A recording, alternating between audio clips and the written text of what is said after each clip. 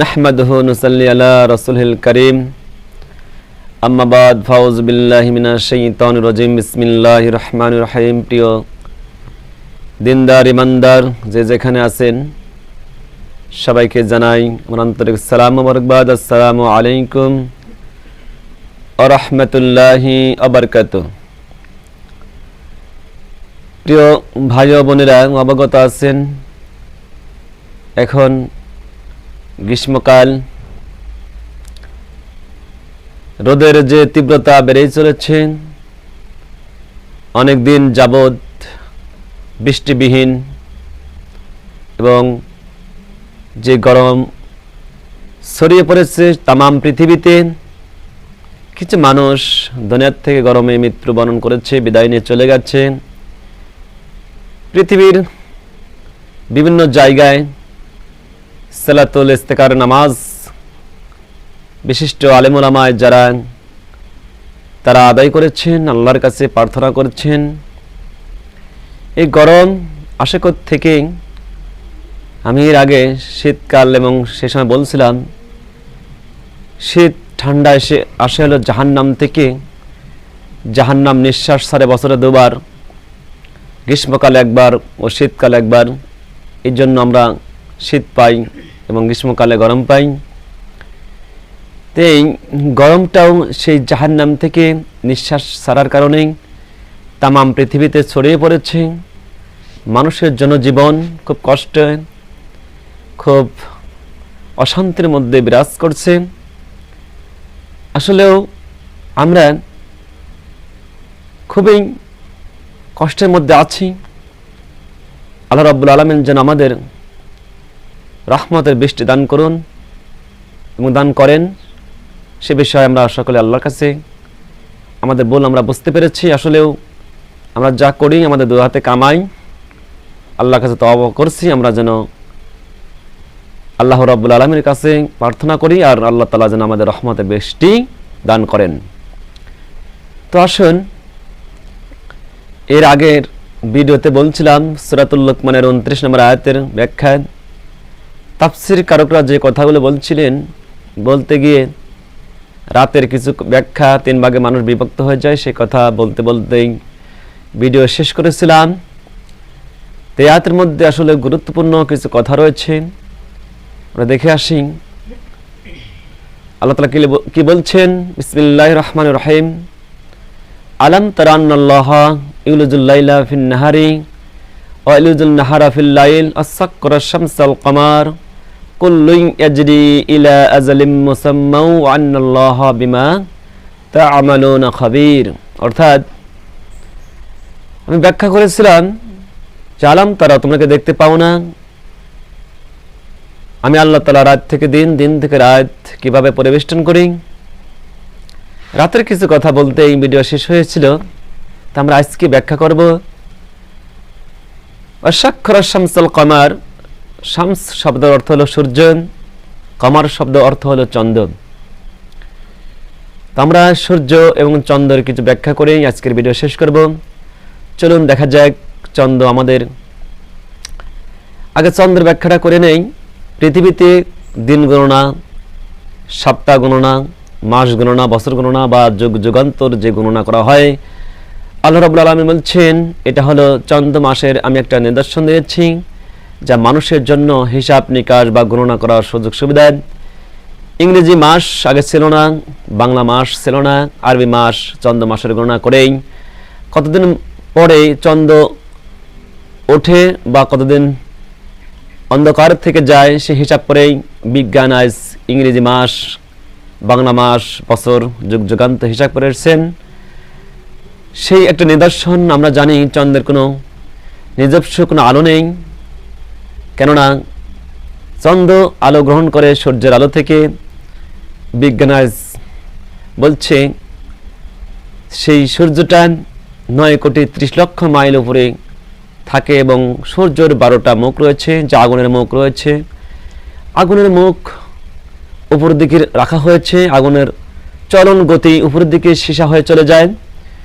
সেই 9,30,00,000 মাইল উপর থেকে আমাদের সেই তাপ পৃথিবীতে ছড়িয়ে দেন আল্লাহ রাব্বুল আলামিন সেই তাপে আজকে আমরা সেই গরম বা জাহান্নামের নিঃশ্বাস অংশ এবং সূর্যের তাপের তীব্রতা আরও বেড়ে যায়।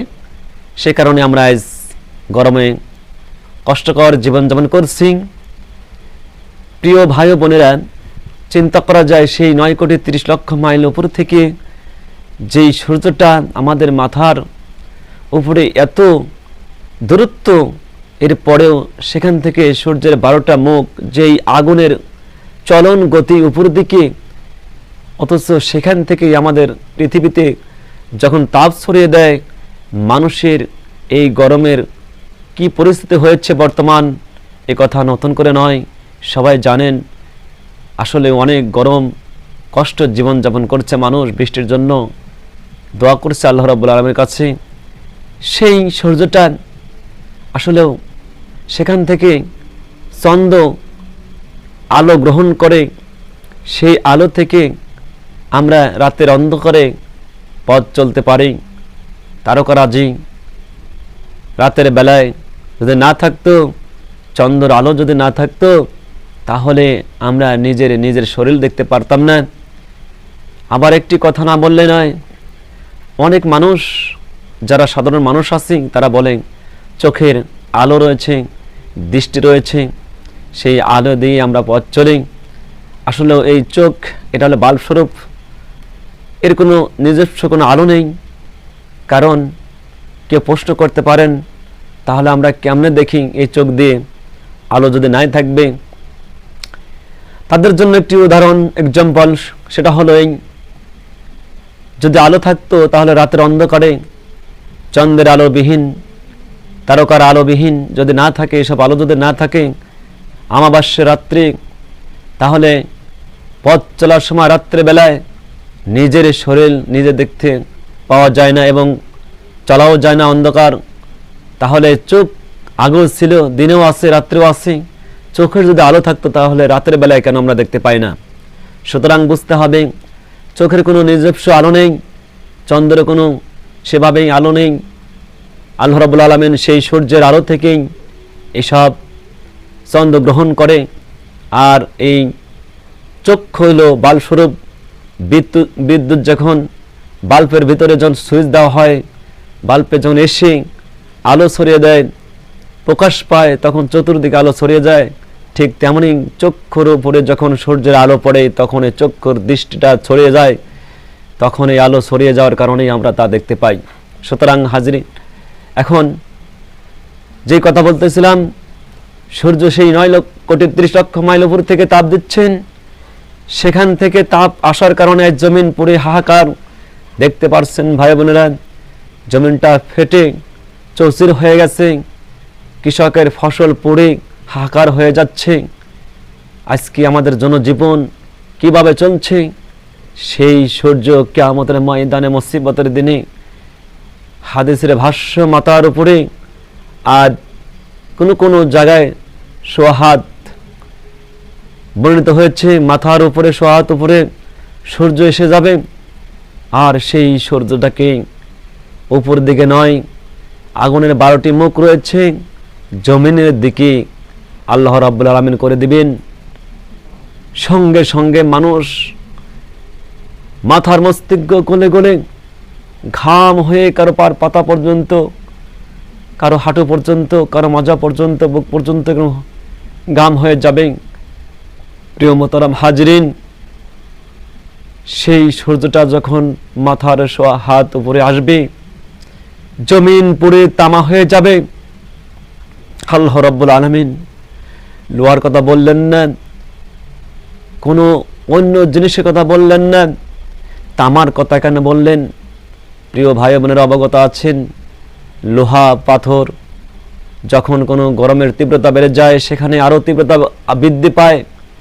তামা এমন একটি জিনিস, এক সাইডে যখন কোনো গরম হয়, যদি তামার সিস্টেম যদি নম্বর দুর্বৃত্ত হয়, এক সাইডে গরম হলে ধরলে অন্য সাইডে দূরে যদি সেই তামা ধরা যায়, তারপরে ওই তীব্রতা ওই রকমভাবে থেকে যায়। এই জন্য জমিন পুরে তামা হয়ে যাবে, হাহাকার হয়ে যাবে। কিয়ামতের ময়দানে আমার আপনার কি অবস্থা হবে? আমি এর আগে বলেছিলাম, প্রিয় মোহতারাম হাজরিন, সেই কঠিন মুসিবতের দিনে আল্লাহ রাব্বুল আলামিন 7 শ্রেণীর মানুষদেরকে তার রহমতের ছায়ার স্থাপন করবেন। কিয়ামতের ময়দানে আল্লাহ রাসূল হাউজে কাউসারি পানি পান করাবেন। প্রিয় ভাই ও বোনেরা, আল্লাহ রাব্বুল আলামিন সেই 7 শ্রেণীর মানুষের ভিতরে থেকে বা মধ্য আল্লাহ রাব্বুল আলামিন আমাদেরকেও কোনো এক শ্রেণীর ভিতরে যেন আল্লাহ দাখিল করুন বা দাখিল করেন। আমরা সকলে বলে আল্লাহুম্মা আমিন। আমরা যেন কোনো একটি শ্রেণীর ভিতরে দাখিল হতে পারি, সেদিকে লক্ষ্য করেই আমাদেরকে সামনের দিকে আগাতে হবে। মোহতারাম হাজরিন, তাহলে আমরা আজকে জেনে নিলাম এই কঠিন গরম কোথায় থেকে আসে, আর আমরা জেনে নিলাম সূর্য চন্দ্র আল্লাহ রাব্বুল আলামিনের কক্ষপথে চলে, তারা অমান্য করে না, মিশ্রিত হয় না, সেখান থেকে তীব্রতা ছড়িয়ে দেয়, তামাম পৃথিবীতে ছড়িয়ে যায়। সেই কিয়ামতের ময়দানে হাদিসের ভাষ্য, হাদিসের ভাষায় মাথার শোয়া হাত উপরে থাকবে, মানুষের কি অবস্থা সেদিন হবে। আসুন দিনে ভাই ও বোনেরা, আমরা সকলে সতর্ক হয়ে যাই আল্লাহর কাছে। এই অনাবৃষ্টি, গরমের তীব্রতা বেড়ে চলছে, আল্লাহর কাছে দুহাত চলে কান্নাকাটি করি, আমল করি। আয় আল্লাহ, আমরা ভুল বুঝতে পেরেছি, আমাদের পাপের কারণে আমাদের এরকম হচ্ছে, দুই হাতের কামাই আমাদের এটা হচ্ছে, আমরা ভুল বুঝতে পেরেছি। আল্লাহ তাআলা আপনার রহমতে বৃষ্টি জমিনে নাজিল করুন, যাতে করে আবার মানুষগুলো, পশু পাখি, জীবজন্তু, এমনকি ফসল আদি যেন সবুজ শ্যামল হয়ে ওঠে। এই বলে আজকের আলোচনা শেষ করছি। আলাইনা ইল্লাল বালাগ ওয়া আখিরি দাওয়ানা আলহামদুলিল্লাহি রাব্বিল আলামিন।